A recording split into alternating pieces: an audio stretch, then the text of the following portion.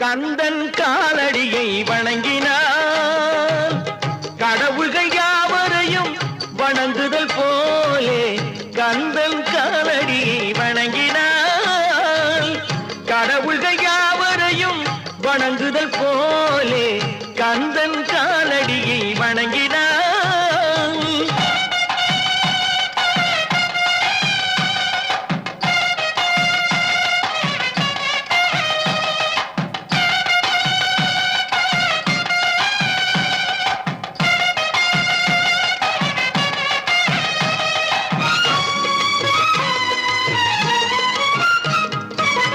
தந்தை பரமனுக்கு